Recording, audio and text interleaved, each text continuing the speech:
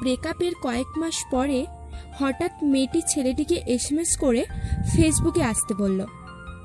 এই এসএমএসটা দেখার পরে ছেলেটার মনে উথাল পাথাল শুরু হয়ে গেল। তবে সে নিজেকে মানিয়ে নিয়ে ফেসবুকে গেল।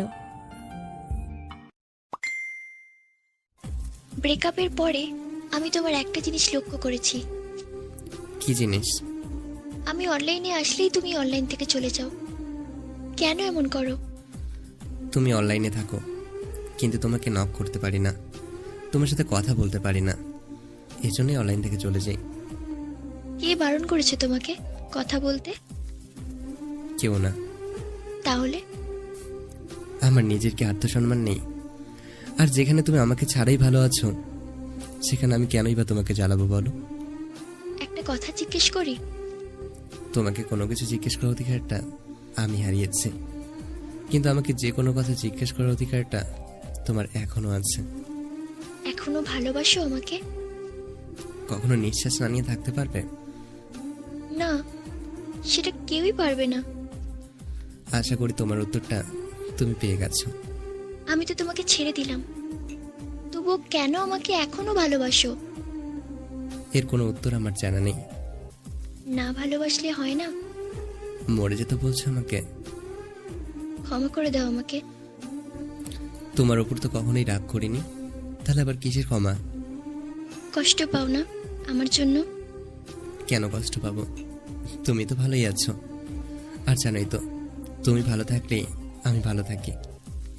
ইস, তুমি কি কখনোই ভুলবে না আমায়? কখনোই কি অন্য কারো হবে না? তুমিও এখানেই আছো, আমিও এখানেই আছি, এমনিতেই দেখতে পাবে। ছেলেটার এই এসএমএসটা দেখে মেয়েটা নিজের চোখের জল ধরে রাখতে না পেরে নিশ্চুপ হয়ে কান্না শুরু করলো। আচ্ছা, বাদ দাও এসব কথা। এই জানো, তুমি না অনেক ভাগ্যবতী। কেন? এখন যে ছেলেটা তোমাকে ভালোবাসে বা যাকে তুমি ভালোবাসো, তার জীবনে তুমি প্রথম। তুমি কিভাবে জানলে?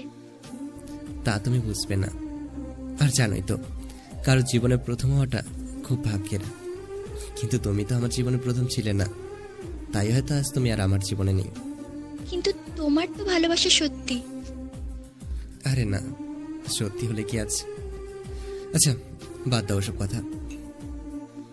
শুনলাম মাঝে মধ্যে নাকি নেশা করো, আর নাকি খুব সিগারেট খাও। ঠিকই শুনেছ। কেন করো এসব? কিছুই না, জাস্ট নিজেকে দ্রুত শেষ করার একটা চেষ্টা মাত্র।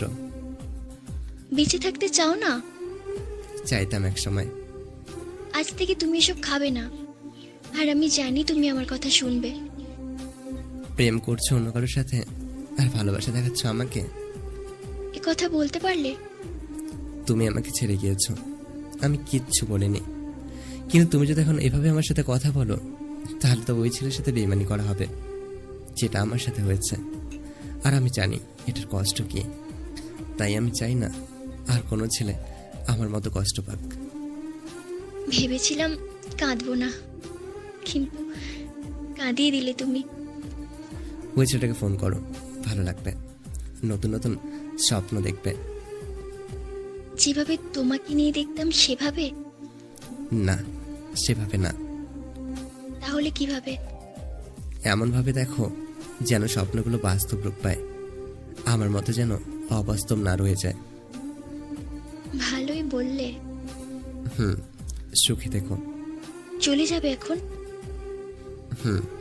আর কিছুক্ষণ থাকো, ইচ্ছে করছে আরো কিছুক্ষণ তোমার সাথে কথা বলতে। সবার তো সব ইচ্ছে পূরণ হয় না, তাই না? আর মেন কথা হচ্ছে, আমার আর এই বিষয় নিয়ে কথা বলতে ভালো লাগছে না। আচ্ছা, ওকে, বাই। এই শেষ আর একটা রিকোয়েস্ট করবো, রাখবে?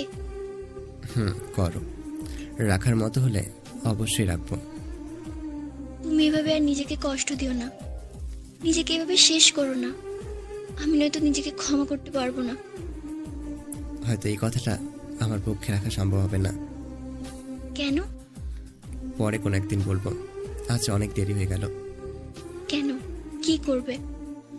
ঘুম পাচ্ছে, ঘুমোবো। ঠিক আছে, গুড নাইট। গুড নাইট, ভালো থেকো। তুমিও।